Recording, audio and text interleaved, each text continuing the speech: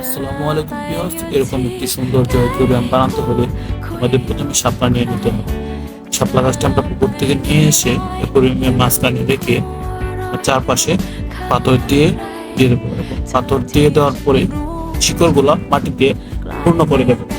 শিকড় মাটি দিয়ে পূর্ণ করার পরে আরো একটা পাথর, ছোট পাথর ইউজ করবো, যাতে করে একুরিয়ামের সৌন্দর্য বৃদ্ধি পায়। এবং পাথরের উপরে আমরা কৃত্রিম গাছ রোপণ করে দেবো, যাতে রিয়েলিস্টিক মনে হয়। এবং গাছ রোপণ করার পরে আমরা পানি দিয়ে দেবো, পানি দিয়ে একুরিয়ামটি পূর্ণ করে দেবো। একুরিয়ামটি পূর্ণ করে দেওয়ার পরে দেখতে পাবেন একটা সৌন্দর্য চলে আসবে। অলরেডি পানি দেওয়া হয়ে গেছে, এই যে দেখেন কত সুন্দর দেখা যাচ্ছে। তো এই ধরনের ভিডিও পেতে আমাদের চ্যানেলটি সাবস্ক্রাইব করে রাখবেন এবং পাশে বেল আইকনটি অন করে দেবেন। ধন্যবাদ সকলকে, ভালো থাকবেন।